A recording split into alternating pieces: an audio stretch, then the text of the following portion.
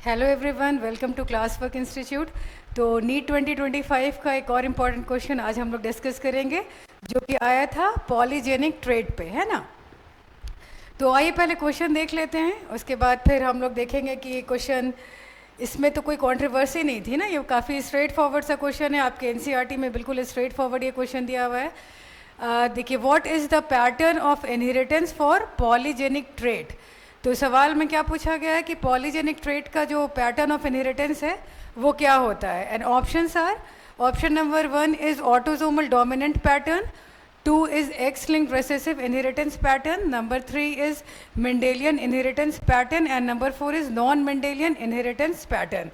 ठीक है, वैसे तो ये क्वेश्चन काफ़ी स्ट्रेट फॉरवर्ड है। अगर हम अपनी एनसीईआरटी की क्लास 12 जो कि हेरिडेटरी एंड वेरिएशंस वाला चैप्टर है, जब हम लोग वो देखते हैं तो उसमें पेज नंबर 69 पे पॉलीजेनिक ट्रेट के बारे में एक पैराग्राफ है, जिसमें आपको बहुत आसानी से इसका आंसर मिल जाएगा। लेकिन हम लोग स्टेप वाइज स्टेप बिल्कुल बेस से इस कॉन्सेप्ट को समझते हैं।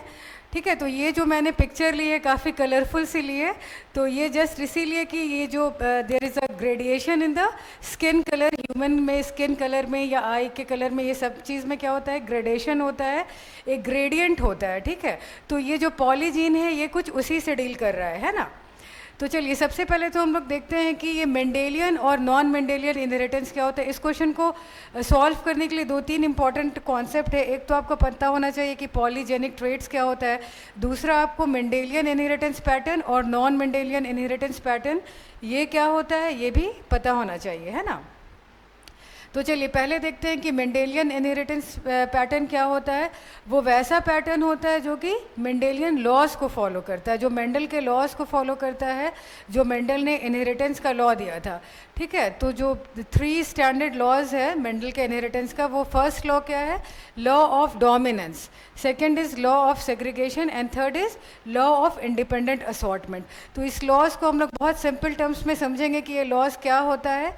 ठीक है, तो जो फर्स्ट लॉ है लॉ ऑफ डोमिनेंस, ये क्या है, 1 जीन 1 ट्रेट, मतलब कोई एक जीन जो होती है वो किसी एक फेनोटाइप के लिए या कोई एक ऐसा फिजिकल अपीयरेंस के लिए रिस्पॉन्सिबल होती है। ये मेंडल ने अपने मेंडल लॉ ऑफ जो लॉ ऑफ डोमिनेंस था उसमें दिया था। ठीक है, फिर एनसीईआरटी में ही जब हम लोग देखते हैं कि कौन कौन सी चीज़ होती है जो कि मेंडेलियन पैटर्न्स को फॉलो करती है, तो इसमें आपको मिल जाएगा autosomal dominance, autosomal recessive, x linked recessive and x linked dominant. ठीक है, तो इससे भी आपको आंसर का अंदाज़ा लग गया होगा कि आंसर क्या होगा। अब हम लोग ये सारे लॉज को थोड़ा सा बहुत ब्रीफ में, लेकिन बेसिक्स बिल्कुल आसान टर्म्स में, ले मैन के अंदाज में समझने की कोशिश करते हैं कि ये सारे लॉज होते हैं क्या हैं। ठीक है, तो जैसे मेंडल ने यहाँ पर गार्डन पी में क्रॉस कराया था, तो उन्होंने पहले एक क्या लिया, प्योर टॉल प्लांट लिया और प्योर शॉर्ट प्लांट लिया।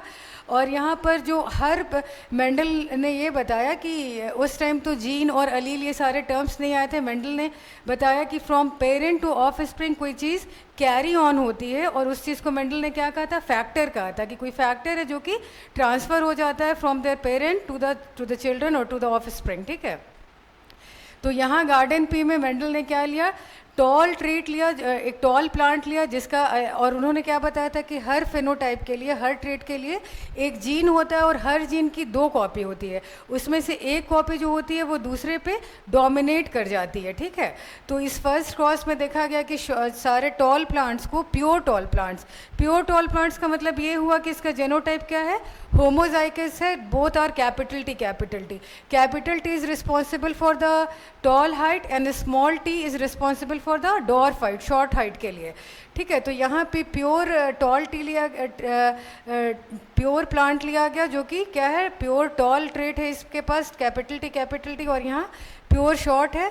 और ये जो हमको जो नेक्स्ट F1 जनरेशन मिला, उसमें जितने भी प्लांट्स थे दे ऑल आर टॉल, है ना। इसमें कोई भी ना तो कोई ब्लेंडिंग हुई, ब्लेंडिंग ऑफ कैरेक्टर भी नहीं हुआ कि हमको कोई इंटरमीडिएट हाइट का मिल जाता, इंटरमीडिएट हाइट का नहीं मिला, कोई कंटिन्यूस वेरिएशन या कंटिन्यूस ब्लेंडिंग नहीं थी, या तो टॉल था या तो शॉर्ट था। It's just like on end of, 0 और 1, बिल्कुल बाइनरी जैसा था। ठीक है, तो मेंडल का ये ट्रेट था। तो ये लॉ ऑफ डोमिनेंस था कि अगर कैपिटल टी प्रेजेंट है तो वो स्मॉल टी को, मतलब जो कि रेसेसिव ट्रेट है, उसको पूरे तरह से सप्रेस कर देता है ना। तो ये हेट्रोजाइगस कंडीशन में सारा का सारा प्लांट टॉल हुआ। फिर जब F1 जनरेशन के प्लांट्स की सेल्फिंग कराई गई तो क्या मिला हमको, बहुत सरप्राइजिंग रेशियो मिला, जिसमें कि जो 3:1 का रेशियो मिला, जिसमें 3/4 जो है वो टॉल प्लांट्स है और 1/4 जो है वो शॉर्ट प्लांट है। अब यहाँ पे स्किप ऑफ जनरेशन्स हुआ है ना, ये जो रिसेसिव ट्रेट है उसका क्या हुआ, स्किप हुआ। एक जनरेशन F1 में एक भी फेनोटिपिकली कोई भी जो है वो डॉर्फ प्लांट नहीं था, लेकिन F2 में ये डॉर्फ प्लांट आ गया। ठीक है, तो ये जो है ये जो ऑब्जर्वेशन था उससे मेंडल ने क्या बताया, लॉ ऑफ सेग्रीगेशन, जिसमें मेंडल ने बताया कि at the time of gamete formation जो मियोसिस होता है और जब हमारी diploid cell haploid cell gametes बनाती है, तो ये जो हेट्रोजाइगस है तो इसमें क्या होता है, capital T will make another gamete and small t will make another gamete, ये दोनों अलग अलग गैमिट बनाएंगे।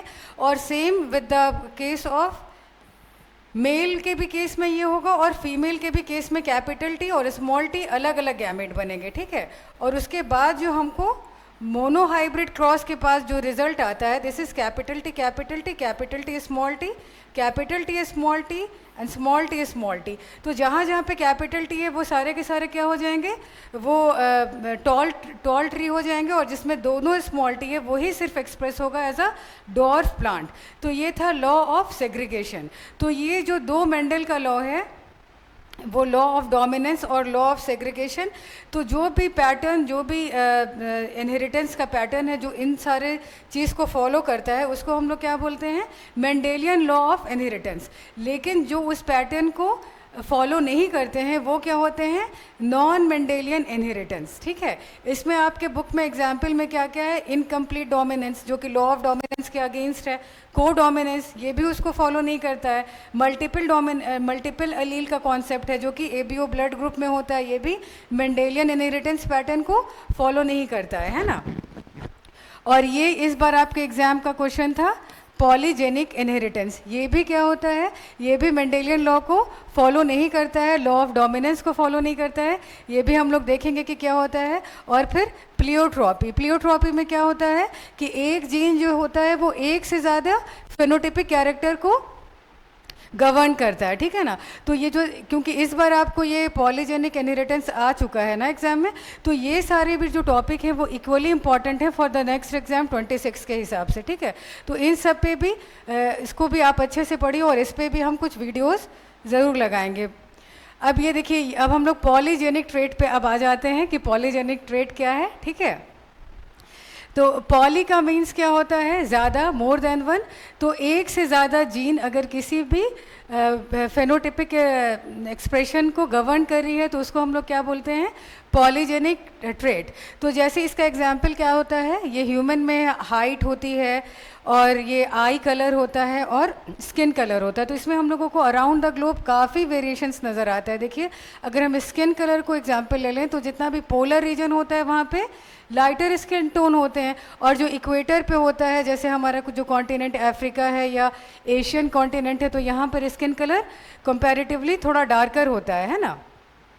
तो ये जो स्किन कलर है, ये जो पॉलीजेनिक ट्रेट्स है वो क्या होता है, वो सिर्फ एक जीन से नहीं बल्कि ये 3 और मोर देन 3 जीन से गवर्न होते हैं। ठीक है, और इसकी ख़ास बात क्या है कि इसमें एडिटिव इफेक्ट होता है, मतलब जितना ज़्यादा डोमिनेंट जीन का नंबर बढ़ता जाएगा वो जो एक्सप्रेशन है उतना ज़्यादा उसका एक्सप्रेशन बढ़ जाएगा या एक्सप्रेशन इंटेंस हो जाएगा, या वो जीन जो है उस एक्सप्रेशन में और ज़्यादा कंट्रीब्यूट करेगा। ठीक है ना, तो ये क्या है, additive effect of more than one gene on a specific trait या स्पेसिफिक फेनोटाइप में। तो पहले हम लोग देखते हैं कि अगर हम लोग एग्जाम्पल लेते हैं स्किन कलर का, और सपोज़ कि यहाँ पे ABC 3 जीन है जो कि स्किन कलर को डिटरमाइन कर रहा है, और स्मॉल ABC क्या है, ये इसका सबका रेसेसिव जीन्स है। ठीक है, तो जिसमें ये डोमिनेंट ABC जीन प्रेजेंट होंगे वो स्किन टोन उतना ज़्यादा डार्क होगा, और जिसमें ये तीनों ABC रेसेसिव होंगे वो स्किन टोन उतना ज़्यादा स्किन कलर क्या होगा, लाइट होगा। ठीक है, तो यहाँ पे देखिए, ये यहाँ पर इसका प्यूनेट स्क्वायर बनाया गया है जिसमें कितना वाइड रेंज ऑफ वेरिएशंस है। फर्स्ट वाले में AABBCC सारे के सारे कैपिटल हैं और ये डार्केस्ट टोन है, और जो लास्ट वाला है AABBCC सारे के सारे रेसेसिव हैं और ये क्या है, ये लाइटेस्ट टोन है। तो जैसे जैसे हमारा जो डोमिनेंट अलील का नंबर बढ़ता जाएगा, ये जो ए बी सी, तो वैसे वैसे क्या होगा, डोमिनेंट कैरेक्टर जो है वो इंक्रीज होता जाएगा। मतलब सबका क्या है, एडिटिव इफेक्ट है, ऐड ऑन होता जा रहा है, ठीक है। तो ये हमको इतना ज़्यादा वेरिएशंस या इतना ज़्यादा ग्रेडियंट ह्यूमन स्किन कलर में या आई कलर में या हाइट में इतना वाइड वेरिएशन मिलता है। तो ये हमारा ज़ीरो टू वन तो नहीं है, या तो डार्क या तो लाइट, ऐसा नहीं है, एक कंटिन्यूस वेरिएशन है जो कि एक टाइप का क्या हो गया, नॉन मेंडेलियन इनहेरिटेंस पैटर्न हो गया, ठीक है। जब इसका हम लोग ऐसे ग्राफ की तरह प्लॉट करते हैं तो ये कुछ इस तरह का प्लॉट मिलता है जो कि हमारे पॉलीजेनिक ट्रेट को डिपिक्ट करता है, ठीक है ना। इस तरह का कुछ ग्राफ मिलता है, ठीक है। तो अब हम लोग वापस से क्वेश्चन पे आ जाते हैं, पॉलीजेनिक ट्रेट के बारे में कुछ बेसिक इन्फॉर्मेशंस के साथ। तो अब आपको बिल्कुल क्लियर हो गया होगा कि इसका आंसर क्या है ना। तो ये ऑटोसोमल डोमिनेंट पैटर्न ये तो नहीं है, क्योंकि ये इटसेल्फ जो है वो मेंडेलियन लॉ को फॉलो करता है। एक्स लिंक्ड रिसेसिव भी एक मेंडेलियन लॉ को फॉलो करता है। तो non Mendelian inheritance is the correct option, that is the option number 4। तो जितने स्टूडेंट्स ने ऑप्शन नंबर 4 लगाया था वो बिल्कुल सही है। इसका आंसर जो है वो ऑप्शन नंबर 4 होगा। तो ऐसे ही कुछ और वीडियोस के साथ फिर मिलते हैं आपसे। Okay then, thank you.